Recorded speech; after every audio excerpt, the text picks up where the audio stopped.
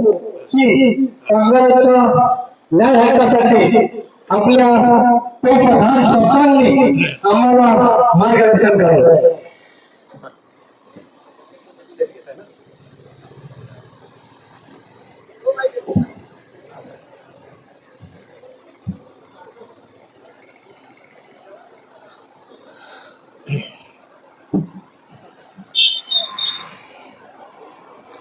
DRT MCH आणि चला थोडं घेतलं आणि माझ्या अंशोलच्या कामगारांना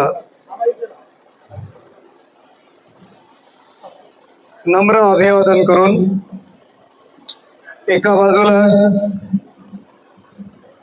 एक चांगला मोठा करार होतोय असं बरोबर. त्याच वेळेला याच सांज समय याच दिवशी माझ्या अंशुलमध्ये मला संघर्षाची पोच पावती किंवा एक प्रेमपत्र म्हणा वेगळ्या स्वरूपाचं द्यावं लागतं. अशा वेळेला एका डोळ्यात माझ्या चिंता आहे, दुसऱ्या डोळ्यात आनंद आहे. अशा दोन्हीमध्ये एकात आनंदाचे आहे आणि एका डोळ्यात चिंतेचे. संघर्ष कोणाला हवा असतो? सुखा समाधानाने आयुष्य का फक्त संघर्षात घालवायचं? जगणं फक्त संघर्षाचं रणमैदान नाही, ते कुठेतरी आनंदाचं समन्वयाचं एक गोकुळ तयार व्हायला पाहिजे, ही भावना आमच्या पदरी असते. आजच्या प्रसंगी मी पुढे काही बोलण्या अगोदर मला सर्वप्रथम त्या महनीय व्यक्तींचं कौतुक करू द्या, कारण त्या दुःखात अनेक जण सहभागी होतात. हो, दुःखात सहभागी व्हायला फार काही लागत नाही. त्या दुःखात सहभागी होताना कुठेतरी अनेकांच्या मनात ही भावना असते, अरे तो दुःखी आहे, ते निदान मला दुःख नाही, तो आनंद असतो, तो लपवलेला असतो. पण सुखात सहभागी होण्यासाठी फार मोठं मन लागतं. ही जी 3 दिग्गज मंडळी आपल्या सोबत आलेत ना, त्याने खरं तर आपण वर्णन केलेलं नाही.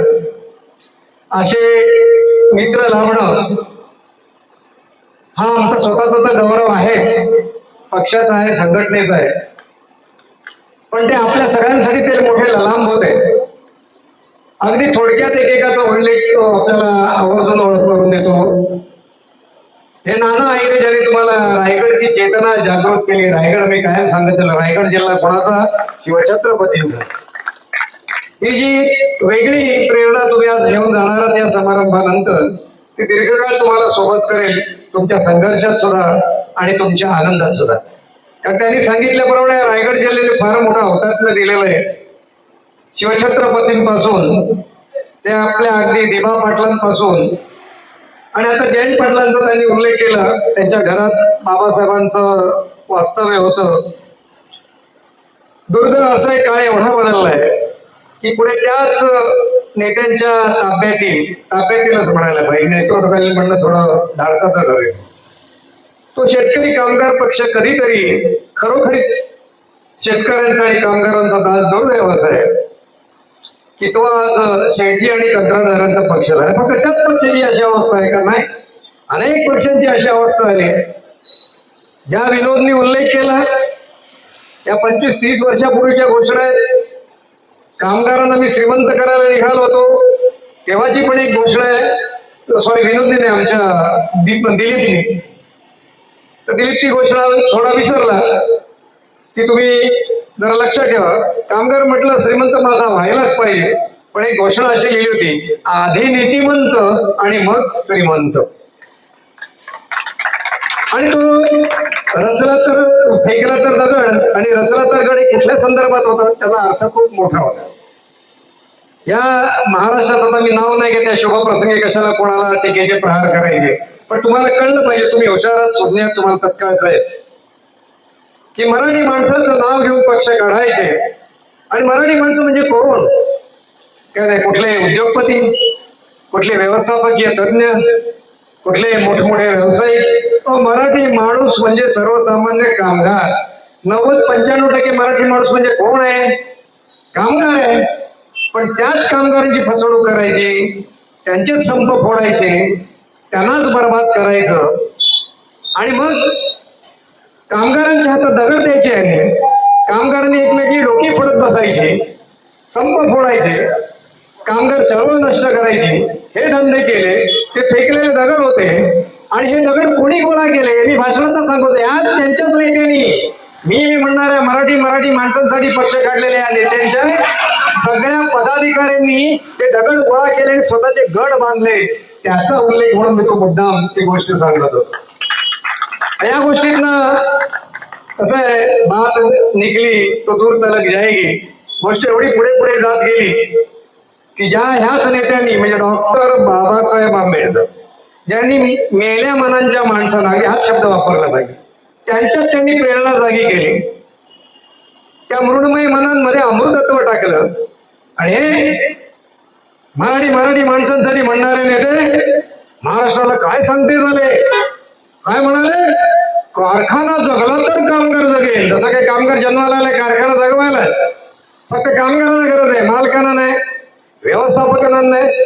मग मी जागोजागी सांगायला सुरुवात केली, माझ्या वेळ आली नव्हतं, माझा कामगार म्हटलं दगड फोडून शेती, तुमच्या तर ग्रामीण भागात कसली भीती आहे, तो जमीन कसून वेळेच्या रस्त्यावरचे दगड फोडून खड्डे खोदून तो आपला उदरनिर्वाह संसार चालवू शकतो. पण ही पांढरपेशी व्यवस्थापकीय मंडळी काय करतील? कारखाने बंद झाले. आणि मग असा पुढाऱ्यांची बनावटगिरी, त्यांचे मुखवटे कराटर फाडण्यासाठी की तुम्ही आपल्याच समाजाला, बाबासाहेबांनी मृण्मय मन चिन्मय केली आणि तुम्ही आपल्याच समाजाला तुम्ही घाबरवताय, त्याला गुलाम बनवून टाकताय. आणि म्हणून त्या गुलाम बनवणाऱ्या त्या घोषणेला छेद देण्यासाठी या महाराष्ट्रात ती तमाम घोषणा गाजली. आणि मला अभिमानाने सांगू द्या, जसजसा हा प्रचार शिगोशिक ठासून भरला जायला लागला, महाराष्ट्राच्या सांदी कोपऱ्यात सगळीकडे गाजायला लागला, त्यानंतर ती भाषा परिभाषा बंद झाली. आज आहे कोणाची परत हिंमत झाली नाही त्या पक्षाचं नाव न घेता बोलतो. काय त्या घोषणेला मी कसा छेद दिला? मी म्हटलं कारखाना जगला तर कामगार जगेल ही म्हटलं मालकांची दलाली करणारी घोषणा आहे. त्याच्या जागी म्हटलं धर्मराज्य पक्षाची, धर्मराज्य पक्ष प्रणित धर्मराज्य कामगार कर्मचारी महासंघाची घोषणा आहे. कामगार सन्मानाने जगला तरच कारखाना जगेल, अन्यथा नव्हे. पण नेत्याने आपल्या समाजाला चेतना द्यायची असते, घाबरवून नसतं सोडायचं. हा असा सगळा प्रवास आनंदाची ओळ. 2 मिनिटं बोलले, मला 1 तास बोलता येतं का? हो, ते 2.5 तास बोलतील, त्याला संधी दिली तर. फार मोठा माणूस आहे, मोहम्मद मूर्तीवर जाऊ नका, मूर्ती लहान कीर्ती महान म्हणतात ना, तसं आहे. काल परवाच आम्ही त्यांच्या पुस्तकाचं कधी आवर्जून वाचा, मी तुम्हाला प्रति पाठवीन. लोकशाही भारत राष्ट्र की सनातनी हिंदू राष्ट्र, या सगळ्या जी ज्या व्यवस्था आहे, पांढरपेशी, बोगस हिंदुत्ववादी, ढोंगी हिंदुत्ववादी, तुमच्या रायगड तालुक्यात विशेषतः रोह्यात जो सगळा मोठा धोरणा उडतोय प्रचाराचा, या सगळ्या ढोंगी व्यवस्थेवर, भांडवली व्यवस्था, ज्याला मी निर्मम शोषक रक्तपिपासू व्यवस्था म्हणतो, व्हॅम्पायर स्टेट सिस्टीम, त्याच्यावर असे कडक त्यांनी कोरडे ओढलेले, ते आनंद ओहळे. आणि सोबतीला आलेले आमचे कॉम्रेड शिशिर ढवळे, फार मोठा माणूस आहे, अत्यंत नम्र. त्यांचं काम एवढं मोठं आहे, माझं आणि तुमचं थोडं दुर्दैवच म्हणायला पाहिजे की ही नररत्न आपल्या उशिरा हाताला लागली. पण काय हरकत नाही, उशीर झाला असला तरी आज आपण त्यांना आपल्या प्रवास जोडून घेतलंय, त्यांची आपल्याला साथ लाभते, मोलाची साथ लाभते, हे तुमचं आमचं सद्भाग्य आहे. शिशिरजींनी असे काही लढे दिलेले. एक हाती हा माणूस या डाव्या चळवळीला, जी अत्यंत शिरोधारी अशी ती चळवळ जिवंत ठेवणारी, ती दोन्ही पेटवती ठेवणारी अशी जी मोजकी मंडळी आहेत, त्यात आमच्या आज उदय चौधरी पण यायची होती, दुर्दैवाने त्यांची थोडी तब्येत बरी नाही, ते आले नाहीत, पण शिशिरजी आले. मी तुम्हा सगळ्यांचं मनापासून आभार मानतो आणि आपल्याला धन्यवाद देतो. निरंजन मात्र आमचा बोलला नाही, सुंदरचा आहे. पट्ट्या जरा उभा रे बाळा. आता तुम्हाला कधीतरी वेगळा परिचय मी करून देईन आणि त्याला तुमच्याशी बोलायला लावेल. आज म्हटलं काय नको त्याला, आज मी सूट देतोय कारण सध्या तो संघर्ष करतोय आणि असा टोकाचा संघर्ष करतोय. ज्या कंपनीचं सुंदरपंप्स इंडिया लिमिटेड तुम्हाला पूर्ण माहिती आहे, ज्या कंपनीने कामगार विश्वात इतिहास लिहिला, केवळ महाराष्ट्रात नव्हे भारतात आणि भारताच्याही सीमा ओलांडून ज्याचं नाव गेलं, हे अशी अनुपम कंपनी की ज्याची कोण कल्पना पण करू शकणार नाही. जे शतकवीर तुम्ही इथे पाहिले, तो हिवा इंडियाचा विनोद गायकवाड, त्या आमच्या एडिकॉनचा दिलीप राणे. त्या दिलीप राणे आता तुमच्या बरोबर तुमचा म्हणजे तुमचा पायगुण असा चांगला आहे. मी काय अंधश्रद्धाळू अजिबात नाही, आपलं बोलायला काय हरकत नाही. पण तुमचा करार झाला आणि त्याच्याबरोबर अतिशय अवघड स्थितीत या दिलीप राणेचा करार झालाय आणि यावेळेचा करार तुम्हाला आश्चर्य वाटेल. म्हणजे तुमचा करार उद्या 25,000चा जरी हा करार झाला असता तरी त्याचा जेवढा मला आनंद नसताना झाला तेवढा त्याचा 11,500चा करार झाल्याने मला आनंद झालाय. का झालाय ते आता सांग. तुम्ही अमेरिकन टॅरिफ नावाची गोष्ट ऐकली असेल. तो ट्रम्प नावाचा एक बलात्कारी वेडसर गुन्हेगार माणूस अमेरिकेचा अध्यक्ष झालाय आणि तो जगावर वेडवाकडे पद्धतीने राज्य करू पाहतोय. त्यानं या भारतातल्या येणाऱ्या मालावर 50% टॅरिफ काय, मग 25 काय, आता 18 काय, 15 काय, असा सगळा सावळा गोंधळ चालवला. आणि ती इडिकॉन कंपनी तुमचं एक उपज सुद्धा आहे, बरोबर बोलला दिली. तुमच्याकडे 5 प्लांट आहेत, तुमच्याकडे वेगळी पूर्ण वेअरहाऊसिंग व्यवस्था आहे. अहो तुमच्या वेअरहाऊस पेक्षा पण त्याची कंपनी छोटी होईल. जेमतेम 42 कामगार, साधं इंजिनिअरिंग, कुठे फार व्हॅल्यू एडिशन नाही, तुमच्यासारखी लाख मोलाची केमिकल्स नाही. अशा या कंपनीत 95% माल निर्यात होतो अमेरिकेला. आता कल्पना करा असा टॅरिफ लागले तर त्यांची काय अवस्था झाली असेल. अख्खा धंदा बसला. 3-3.5 महिने त्या कंपनीतला कामगार, त्याला व्यवस्थापन, त्यातला मालक बसून पगार देत होता. काय आमची काय केवळ इंडियनची दहशत होती म्हणून नाही, ती ताकद तर आहे. ही सगळी छोटी छोटी युनिट्स आहेत ना आपल्याकडे. तेव्हा तर खूप मोठा युनिट आहे. प्रोटेक्ट आहे बाजूलाच त्या एडिकॉनच्या. त्या कामगारांना कोणी फोडायचा प्रयत्न करावा. अरे हाय, तुम्ही काय त्या 50 खोक्यात आमदार विकत घेता हो? त्या तिथे जा आणि माझ्या पोरांना तुम्ही छातीत ठोकपणे सांगतो द्या 100 कोटी, त्याला 50 कोटी दिले. हे माझ्या कामगाराला 100 कोटी, एक जरी कामगार आला तुम्ही तुमच्या ढेंगा करून जाय ही अशी. आणि म्हणून कोणाची प्रज्ञा चालत नाही. पण याच्या पलीकडे एक गोष्ट काम करते. कुठली गोष्ट काम करते तर त्या एडिकॉन कंपनीचा जो मालक आहे, सुरुवातीला आमचा मोठा संघर्ष झाला 1-2 पहिल्या करारांच्या प्रसंगी. त्यानंतर त्याला कळून चुकलं ही माणसं वेगळ्या वळणावरची आहेत. ही धंदेवाईक युनियनवाले नाहीत जे फक्त कामगारांची लूट करून आपली घरं भरण्याच्या मागे असतात. त्यांच्या लक्षात आले जो शब्द मी इथे वापरला की आमच्यासारखा कोण संघर्षही करत नाही आणि आमच्यासारखं कोण सहकार्य करत नाही. त्या मालकाला एवढी आत्मीयता आपल्या संघटनेविषयी निर्माण झाली की या वेळेला आम्हाला असं वाटलं होतं की या करार होणं राहिलं दूर, आम्ही सगळे चिंतात दूर होतो की आम्हाला असं वाटलं की आता हा म्हणेल आणि त्यात काही वावगा नव्हतं, काही चुकीचं नव्हतं, त्याचा महसूल खाली आलाय. परिस्थिती अत्यंत अवघड आहे. 3-3.5 महिने कामगार बसून आहेत, माल बाहेर जात नाही. तर म्हटलं हा म्हणेल की यावेळेला जरा थोडा पगार कमी घ्या. आम्हाला काही वेगळं नसतं वाटलं. आम्ही त्याच्यावर गंभीरने विचार केला असता आणि त्यातनं मार्ग काढला असता. पण तो तसं नाही केलं. अत्यंत कौतुकास्पद बाब आहे. जसजसा 68 पर्यंतचा टॅरिफ आला अजून परिस्थिती अनिश्चित आहे. आजही ती परिस्थिती कुठल्याही पद्धतीने स्थिर झाली. त्या माथेफिरीचं कधी डोकं काय फिरेल माहित नाही. त्या 4 वर्षात उरलेली 3 वर्ष आहेत त्याच्या कारकिर्दीची ट्रम्प नावाच्या. काय गोंधळ घालतो ईश्वर जाणेल. काळ पुढचा कसा आहे तो माहित नाही. पण त्यांनी येऊन आमच्याशी 11.5चा करार केला. याचं कारण म्हणाले तुमच्या संघटनेने, तुमच्या कामगारांनी ज्या पद्धतीने म्हणाले आम्हाला आतापर्यंत शिस्तीने आमचं उत्पादन वाढवलेलं आहे, गुणवत्ता निर्माण केलेली आहे. ज्या अख्ख्या अमेरिकन बाजारपेठ जी आज आम्हाला पारखी झाले टेरिफॉर्ममुळे, पण त्या अमेरिकन बाजारपेठेत मला एडिकॉनचं एवढं नाव मोठं झालेलं आहे. तर म्हणाले मी तुम्हाला असं रिकाम्या हाताने पाठवणार नाही. तरी माझ्या आता लपून दिला त्या दिवशी मीटिंग मध्ये आणि मला भीती वाटत. आमचा दिलीप पण नव्हता. मला वाटलं हा काय म्हणतोय ते पगार कमी करायला. आणि लपोटं पाहिलं माझ्या डोळ्यात पाणी उभं राहिलं. त्याने 11,500 कराराचा आम्हाला देकार दिला. तिथल्या तिथे मी तत्काळ मंजूर केला आणि म्हणून त्याला फार महत्व आहे. मगाशी मी निरंजनचा उल्लेख करत होतो, त्या सुंदरचा ज्यांनी इतिहास घडवला या कामगार क्षेत्रात, आणि त्या कंपनीतल्या कामगारांनी तुमची सॅम्पट्रॉन निर्लॉन 15 वर्षापूर्वीचा संघर्ष असो, इतर कंपन्या असो, अनेक कंपन्यांना ज्यांनी सहकार्याचा हात दिला.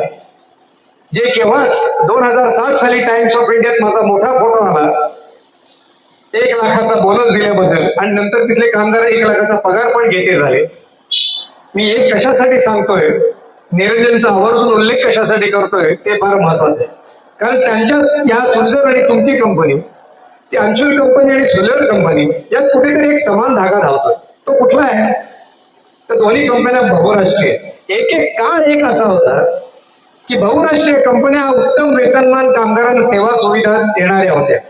तो काळ होता की ज्या वेळेला फेरा कायदा असेल होता, फॉरेन एक्सचेंज रेग्युलेशन ऍक्ट, आपले शिशिर ढवळे त्याबद्दल खूप चांगलं जाणतात. तेव्हा ते बहुराष्ट्रीय कंपन्या, कामगार उत्तम, डॉक्टर सामंत नेहमी म्हणायचे बहुराष्ट्रीय कंपन्यांची युनियन आले की आता चांगला करार होणार. पण आता परिस्थिती उलटी झाली. तेव्हा त्या कायद्याचा धाक होता आणि त्यावेळेला विरोधी पक्षात सुद्धा कामगारांबद्दल आत्मीयता होती. आता कुठल्याही राजकीय पक्षात आत्मीयता कामगारांसाठी नाही, मोडी कामगारांच्या पाठीशी उभा राहते एकही पक्ष नाही. आणि म्हणून एक छोटे डावे वगळतात, कम्युनिस्ट पक्ष वगळतात, आणि म्हणून आम्हाला आपल्याला नवीन पक्ष सुरू करावा लागलाय. त्या काळात या सगळ्या कामगारांना खूप उत्तम दर्जाच्या सोयी सुविधा मिळायच्या. पण आता काळ असा इतका काळाने कोस बदलली की आता बहुराष्ट्रीय कंपन्यांसारखं टोकाचं शोषण पण कोण करत नाही. आणि त्याहीपेक्षा महत्वाचं, ज्याला कॉर्पोरेट टेररिझम आम्ही म्हणतो, कंपनी दहशतवाद, अशा पद्धतीचा दहशतवाद कुठल्या कंपनीत मागत नाही. एका रात्रीत परिस्थिती बदलते. ही सुंदर कंपनी जिने इतिहास घडवला, ती सुंदर कंपनी ज्या क्षणी रशियाच्या व्लादिमीर पुतीनची कंपनी बनली, रशियन कंपनी बनली, अख्खं नाव फक्त तेच राहिलं. क्षणात सगळं राजकारण बदललं, क्षणात सगळं कामगारकारण बदललं आणि कामगारांवरती कंपनी तुटून पडली. कशा पद्धतीने? भारतात कुठल्या युनियनवर, भारतात कुठल्या युनियन नेत्यावर ज्याच्या कामगारात प्रचंड लोकप्रियता आहे अशी तुटून पडली ना अशा पद्धतीने. कधीतरी तो वेगळा मुद्दा मी आपल्याला सांगेन. पण त्या आज 6 वर्ष झाली तो संघर्ष सुरू आहे. तुम्हाला कल्पना नसेल, हा निरंजन मात्र कोणाचं प्रतिनिधित्व करतोय? त्या कामगारांचं प्रतिनिधित्व करतोय जे कामगार आज लढताय. कोणी एकेकडे एवढा मोठा पगार घेणार आहे, त्या व्यवस्थापनाने केलेला करार सुद्धा मोडला, सह्या केलेला करार. 66 ते 70 कामगारांना स्वतः निरंजन किती 2 वेळा झाला कारण निलंबित तो एकदा झाला. 3 वेळा कामगारांना, एकेका कामगारांना निलंबित केलेले, 3 जणांना कामावरून काढून टाकले. दहशत. 30 बाउन्सर बोलवायचे शस्त्रसज्ज, पैसा आम्हा 30 हजार कोटीचा टर्नओव्हर यांचा जगभरातला, आम्हाला मोठं प्रॉफिट मार्जिन, आणि असा पैसा फेकायचा पंतप्रधान कार्यालयापासून, मुख्यमंत्री कार्यालयापासून ते रशियन दूतावासापर्यंत. प्रचंड अशी दहशत, प्रचंड दबाव. या सगळ्याला तोंड देऊन आम्ही का उभे राहू शकलो संघटना म्हणून? तर त्याला कारण निरंजन म्हात्रे सारखी माणसं आहे. आणि हा लढा आम्ही यशस्वी करणार. आणि यासाठी की तुम्हाला सगळ्यांना ते पथदर्शक व्हायला पाहिजे. आणि म्हणून या तरुणांचं मत आहे, आणि किती त्याग केला असेल तुम्हाला कल्पना आहे? या 6 वर्षात गोरखनाथ लक्षात ठेवा, 6 वर्षात त्यांना करार मोडल्यामुळे 1 रुपयाची पगारवाढ आतापर्यंत दिली. 6 वर्ष झाली या घटनेला. करारातली पगारवाढ पण आता तुमची समजा 14,000 पगारवाढ झालाय, नाही दिली तर किती संतापाल? काय कराल तुम्ही? 6 वर्ष त्यांना 1 रुपया पगारवाढ, करार मोडले, लिखित करार मिळणार. आम्ही सगळं काय न्यायालयीन लढू, ते सगळं होईल. पण मधल्या काळात संयम बाळगणं काय सोपी गोष्ट आहे का? आणि जाणीवपूर्वक जे गद्दार झाले हे लक्षात ठेवा. हे सगळीकडे आली तमाशा चाललेला आहे. म्हणून एक सुद्धा आपला दगड बांध बंदिस्तीचा हलता कामा नये. त्यांना दामदुप्पट देतात. तो ज्यांनी तोटेगिरी केली, गद्दारी केली, बनावट अध्यक्ष बनले, त्यांचे एका रात्रीत पगार दुप्पट केले, त्यांना 1.5 कोटीचे बॉन्ड लिहून दिले. तुमच्या जीवाला धोका झाला तर असं आम्ही देऊ. लाखो रुपये त्यांना कॅश, दारू प्या, मजा मारा, अशा तऱ्हेचं वातावरण कंपनीत पैदा केलं गेलं. आणि या पोरांना पगारवाढ तर नाही दिली, नीट कान उघडे ठेवून ऐका. त्याला गेले 6 वर्षात, 5 वर्षात जे लाखो रुपयाचे मुद्दाम त्यांना, म्हणजे मी हायस्ट बोनस 3.25 लाखाचा दिलाय, तो त्याला काय गाठता आला नाही. पण नाना, त्यांनी एक वेळ अशी आली की त्यांनी कामगार फोडण्यासाठी म्हणून शेवटी 2.5 लाखाचा त्यानं बोनस दिला. कोणाला? फक्त जे फुटले कामगार, जे 10, 15, 20% असतील, काही घाबरून गेले, काही त्या आमिषाला बळी पडले, गद्दारी केली, त्या लोकांना तेवढं दिले. या पोरांना माझ्या आज जी 70-75% माझ्यासोबत, तुम्हाला एक सगळं कळलं पाहिजे ही परिस्थिती उद्या तुमच्यावर पण येऊ शकते. त्यांना 1 रुपया सुद्धा बोनस दिलेला नाही, 1 रुपया सुद्धा. आणि जो 5 वर्षापूर्वी त्याला ऍडव्हान्स देण्याची प्रथा होती, तो 25,000चा ऍडव्हान्स दिला होता. त्या लाखाचा बोनस, 2 लाखाचा बोनस, मग 25,000चा ऍडव्हान्स असणारच ना तो. तर तो 25,000चा बोनस ऍडव्हान्स सुद्धा त्यांच्याकडे जबरदस्तीने का सगळं बेकायदेशीर. कामगार न्यायालयांमधनं, औद्योगिक न्यायालयांमधनं निकाल लागतायत, सर्वोच्च न्यायालयामधनं निकाल आमच्या बाजूने लागतायत, तरी ती कंपनी बघायला तयार नाही. बहुराष्ट्रीय कंपनी, राजकारणी म्हटलं ना ते भयंकर असतं, ते असं असतं. आणि म्हणून सावधून काळाच्या काय घ्यायचं. आज तुम्ही सुखात आहात, सुखात राहा, आनंदात आहात, आनंदात राहा. ही आमची यापेक्षा दुसरी सदिच्छा काय असू शकते. तुम्ही तरुण पोर आहात, तुमच्या सोबत आलो की मी नेहमी म्हणतो आम्हालाही आमचं वय कमी होऊन तरुण झाल्यासारखं वाटतं. त्यामुळे तुम्ही मला जे गुरु बिरू काय म्हणताय ते काय गुरु बिरू काय नाही, मी तुमचा मित्र आहे. तुम्ही कशासाठी हे सगळं चालवतो? आमचं इंधन काय नाही कामगार चळवळीचं. तो सैराट चित्रपट तुम्हाला ग्रामीण भागात फार लोकप्रिय झाला, ती जोडी सुद्धा फार लोकप्रिय झाली. तो नागराज मंजुळे, ज्याचं फार कौतुक झालं की हा सामाजिक वास्तव, दाहक वास्तव वगैरे सिनेमातनं मांडतो वगैरे. पण मी पुन्हा सांगतो, तोही बनेल आहे, तोही डॅम्बिस आहे, अर्धा बरा आहे अर्धा वाईट आहे. कसं ते सांगतो तो. त्यांनी जातीचं वास्तव मांडलं खरं, त्याबद्दल माझं अजिबात दुमत नाही, अत्यंत प्रखरपणे मांडलं. पण एक त्याच्यात गोष्ट त्याने अतिशय खोटी आणि धादांत खोटी, नागराज मंजुळे, नागराज असं नाव त्याचं, खोटी मांडली सैराटमध्ये. म्हणजे असं झालंय आता मराठी पोरांना प्रेम करणं, मराठी माझ्या तरुण मंडळीला लग्न करणं ही आता मोठी चैनीची बाब व्हायला लागली, लक्झरी व्हायला.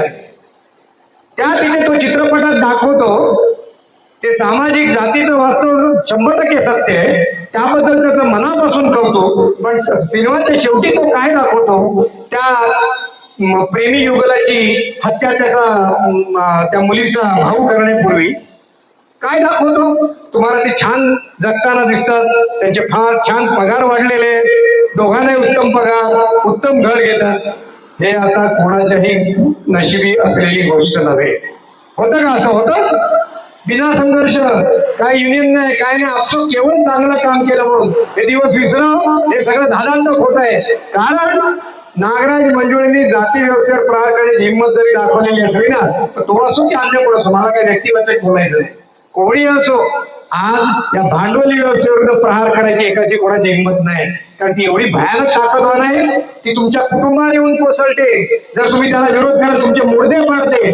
माझा पोरगा या भारतातलं सर्वोच्च शिक्षण घेऊन मोकळा झालाय, पण त्याच्यावर सुद्धा 7-7 वर्षाच्या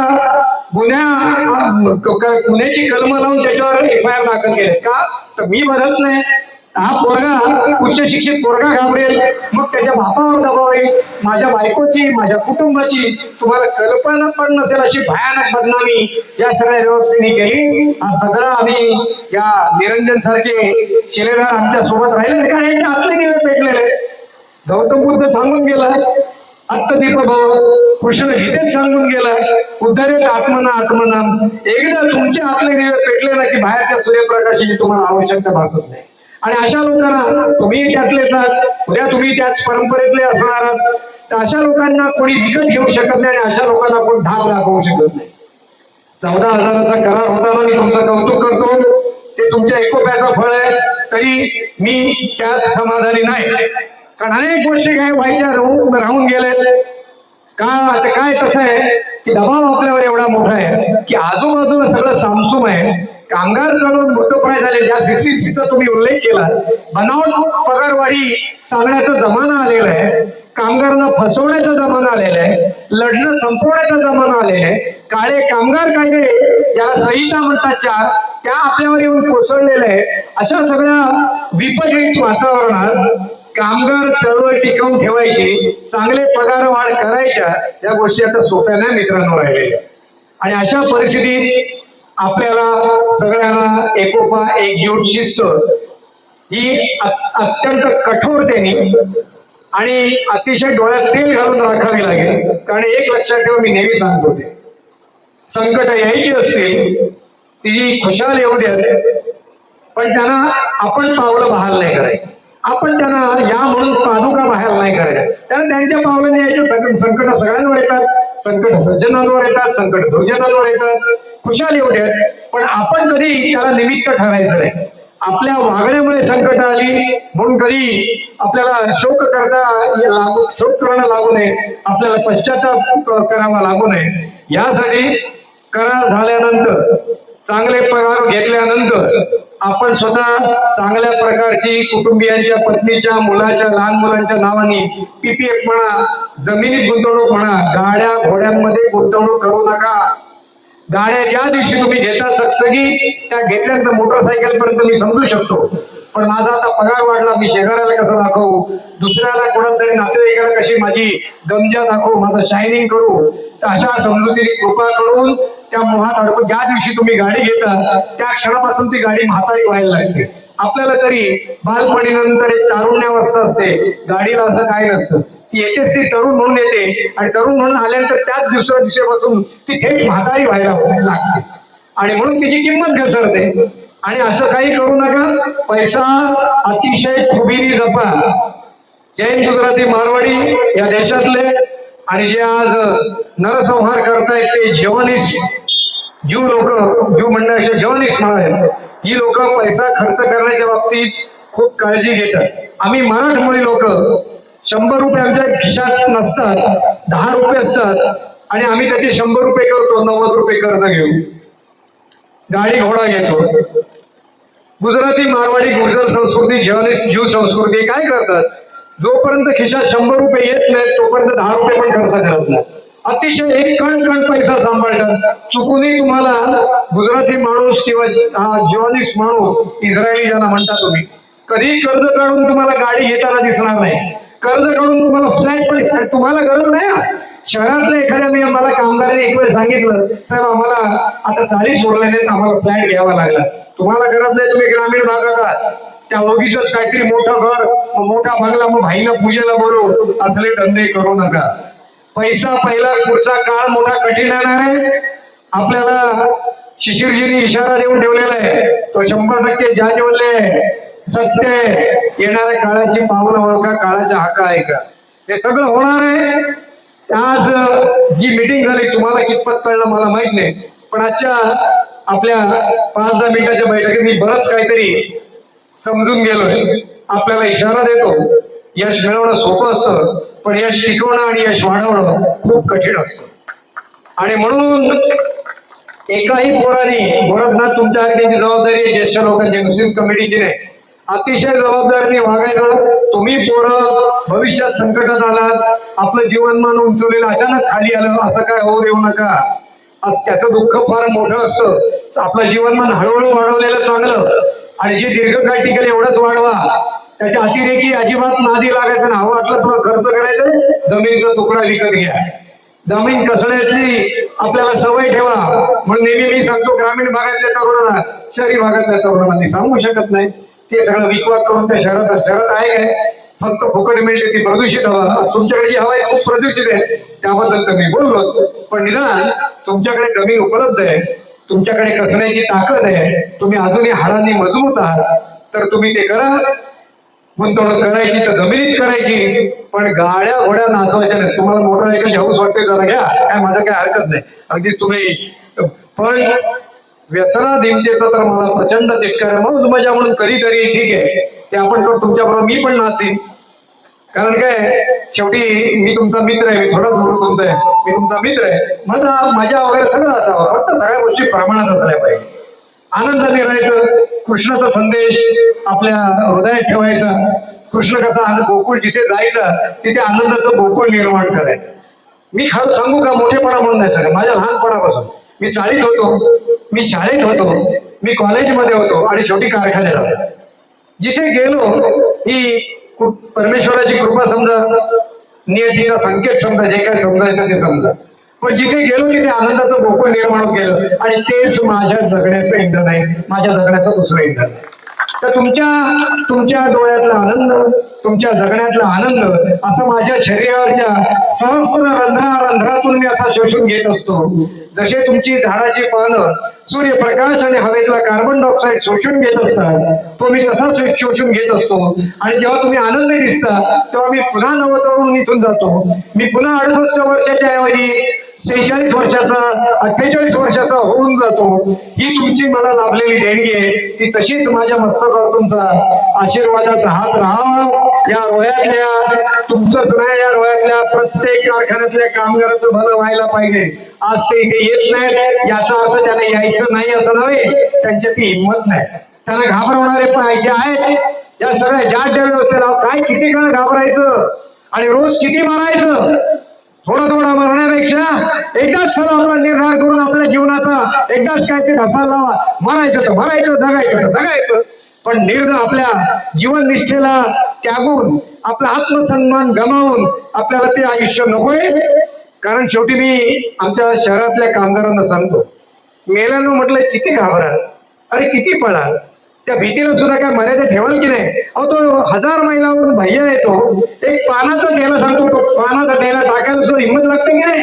कुठला तरी गुंड येतो हप्त्यासाठी, पोलीस येतो, महापालिकेचा अधिकारी येतो त्याला त्रास द्यायला, त्या सगळ्याला तोंड दे. तो जर हिंमत राखून 1000 मैलावरचा, 1500 मैलावरचा माणूस जर आपला धंदा करतो पोटा पाण्याचा, तर आम्ही काय घाबरतो. आणि ग्रामीण भागातल्या तरुणांनी कशासाठी घाबरायचं. एक वेळ शहरातल्याही कामगारांनी घाबरू नये. माझा अक्षरशः कामगार शब्दालाच आहे. मी काय सांगत असतो, कोणी शब्द तो शिशिरची जरा शोध घ्यावं. आणि आनंदाची, तुम्ही तर फार मोठे तज्ञ आहात, तुम्ही जरा मेहनत घ्या. या आनंदाची तुमच्यासाठी काय केलं तुम्हाला माहित नाही. ज्याचा उल्लेख केला इथे शिशिरजींनी, की कामगार जगत नावाचं सदर अस्तित्वात होतं. मोठमोठ्या पेपरांमध्ये पूर्वी ते कामगार जगत सदर कोणामुळे आलं असेल तर ते आनंदराजेंसारख्या माणसांमुळे आलं. त्यांनी तिथे त्या वेळेला कामगार विश्व होतं, एखाद्या वर्तमानपत्रात कामगार जगत होतं, त्यांनी त्या केलेले सगळं आलं. तर आता तुम्ही एक काम अजून कर. आनंदाचे आमचे नाना तर काय कायद्याचे तज्ञ, तुम्ही जरूर या त्रिकुटाने सन्माननीय एक काम करावा. कामगार शब्द कुठून आला. आमचा विणकर असतो, कर आहे त्याच्या पडे, कास्तकार असतो, कर आहे पडे, ड्रायव्हर आहे. हा गार शब्द कुठून आला. या गार शब्दाने या कामगारांचं मोठं नुकसान केलेलं आहे. अहो लोखंडाचा गोळा घेतला त्याचा काय उपयोग आहे. त्याची एकदम धारदार तलवार बनली की मग सगळे कसे हातवर काय होतं नाही बोलत स्टेजवर. तसं कामगार एक शब्दाला कामकार तरी पाहिजे, नाही तर कामधार तरी पाहिजे, आणि किमान कामदार तरी पाहिजे. तर कामगार हा शब्द मला मान्य नाही, तो कुठून आला तर जरा एकदा त्याचं मूळ शोधून काढा. तर कामगारांनी असं राहायला पाहिजे, अरे काय काय जे काय आहे ते आयुष्य हे सन्मानाने, नुसता पगार वाढीसाठी राजन नाही. कामगाराचा सन्मान मगाशीच सांगितलं, त्यांनी शेवट करतो. कामगार सन्मानाने जगला तरच कारखाना जगेल, अन्यथा नव्हे. जय महाराष्ट्र, जय हिंद.